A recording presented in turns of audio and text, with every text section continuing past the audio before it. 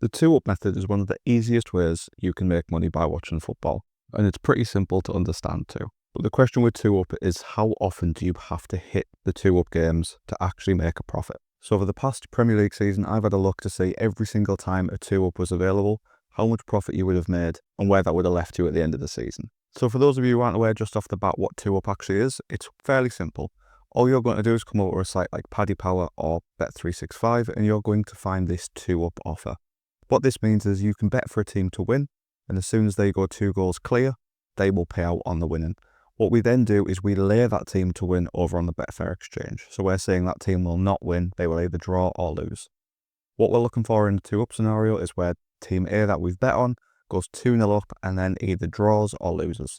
That way we're getting the money from Paddy Power or Bet365, and we're also getting the money from the Betfair exchange. So we're getting double the profit for just the one outcome. Just to show you how you do them bets, if we come over, for example, for today, you can see PSG and Real Madrid are playing. We've got the odds there for the two-up. You'll need a calculator such as this one on Match Betting Blog. It's totally free to use. And what we'll do is we'll put in the back stake. So we'll go with PSG, and as you can see, they're at 2.2 odds. So we'll put in our £10 back stake. We'll put in our 2.2 odds. And then you'll see we need to put in our laying odds over at the exchange. Now, I'm on a 2% commission plan.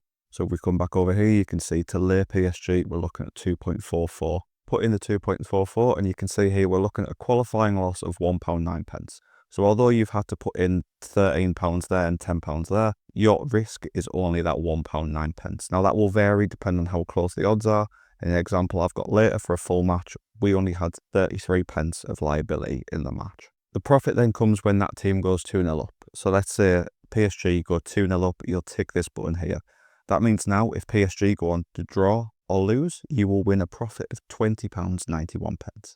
It's not always the best option to take though, because in this instance here, PSG's odds to win will have dropped. They'll have probably dropped if they're 2-0 up to around 1.3, maybe even less than that. So if we just go for 1.1 just to be on the safe side, you can see you could then cash out for 93p profit, just if you weren't 100% sure on the match or if the match got later on in the game.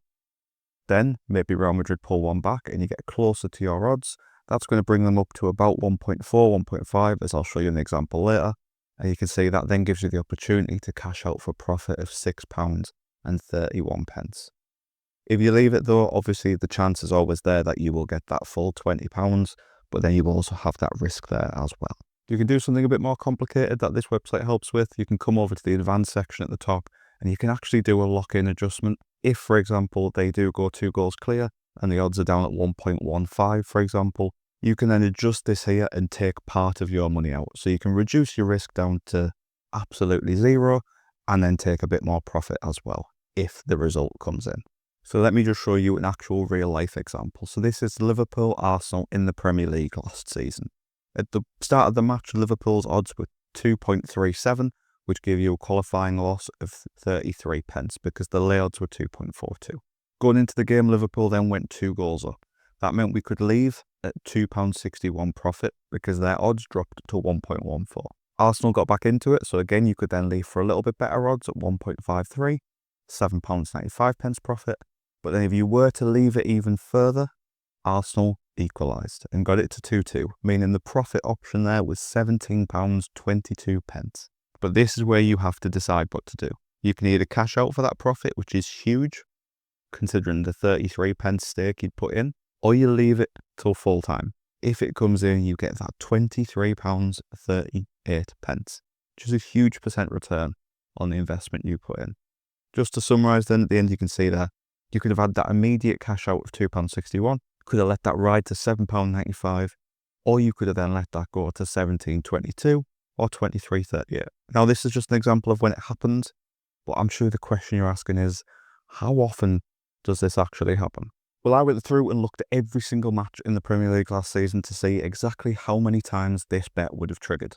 I've then looked at using that 33p as an example and £2 as an example, just because the qualifying losses will be somewhere in the middle, how much money you would have lost, how much money you would have made.